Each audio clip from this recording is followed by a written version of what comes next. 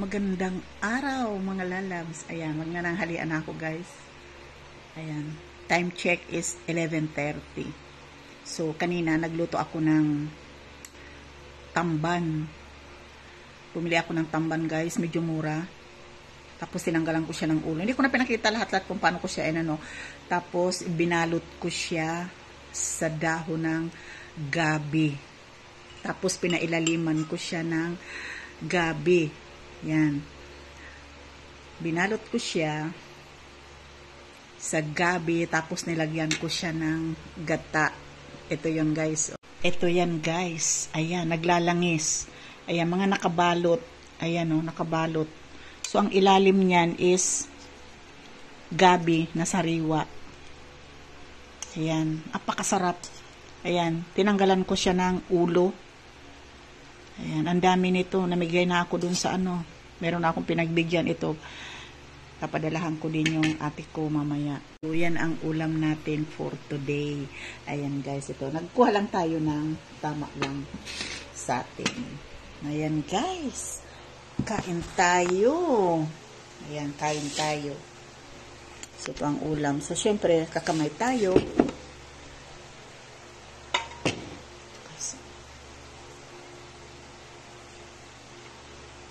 Mamaya pag naisipan ko, pupunta ko din sa mga ate ko.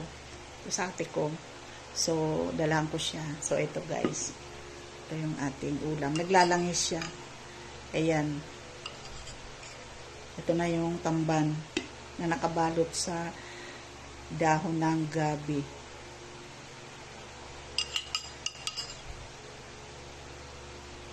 In fairness, ang sarap niya. Isang ginawa ko sa tamban guys, siyempre nilinis, tinanggalan ng ating ulo. Naghimay ako ng luya, bawang, sibuyas, at saka kamatis. Ihinalo ko doon sa tamban. Tapos tinimplahan ko siya. Siyempre alam nyo na yun kung anong panimpla ginamit natin. Meron tayong ginamit ng seasoning. Tapos saka ko siya binalot sa dahon ng gabi. Yan, ito na yun. Tapos pinailaliman ko din ulit ng gabi na dahon. Yung sariwang gabi din. Yan, pinailaliman ko siya. Thank you Lord for all the blessing. Yan. Saka ko nilagyan siya ng 2 gata. Sira na naman ang ating diet. Ayan, kain tayo mga lalabs. Mataba yung sarap. Mataba yung tamban guys. Actually, tinanggal ko na yung ulo. Linamnam. So, siguro pakakain ko, magpapahatid ako doon sa ate ko, dalahan ko siya ng dalahan ko siya nitong ulam. Kasi madami to eh.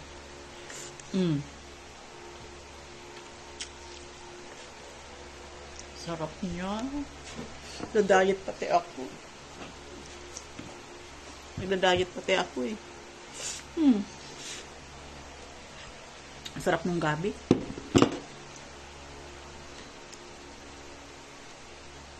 Ang dami kong niluto. Yung iba naman is, ko ba?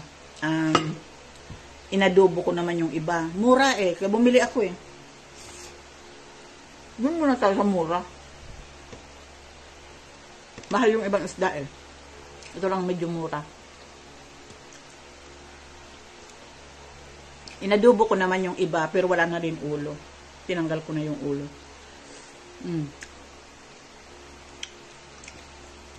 Pero si Sed at saka si Sam, pinagluto ko talaga ng ulam nila. In fairness, masarap. Masarap. Gawin nyo to guys. Yung mga kumakain lang ng tamban, kasi alam nyo naman ang tamban,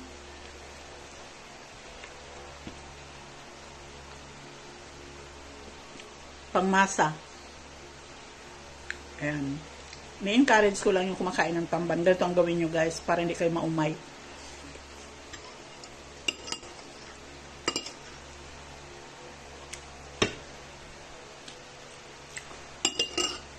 Kaya malinamnam na siya kasi inano ko na dyan eh.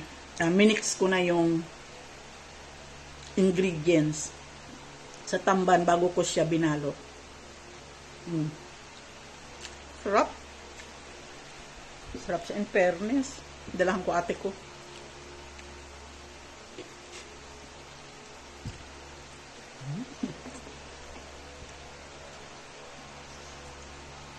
Mamili ako ng gulay.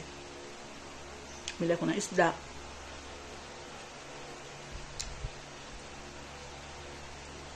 Sarap. Marami akong biniling tamban, guys. Pinadalahan ko yung mga brother-in-law ko. Sister-in-law.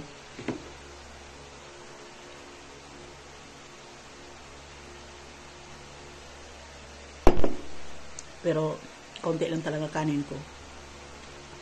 Tama na yung kanin ko, ilang subo.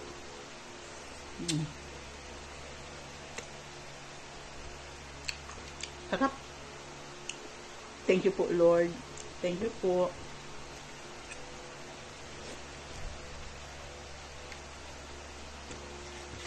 Fairness, masarap.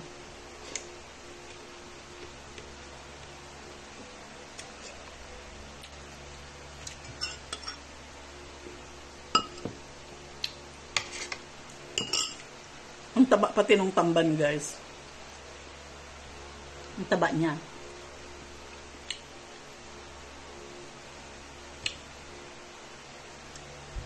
Panahon ito, dapat tayo tayo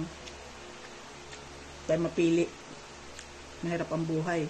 At saka, alam nyo guys, kahit ganito lang to, pag naluluto mo naman ng maayos, masarap siya. Magkano lang kilo? 40 pesos. O diba?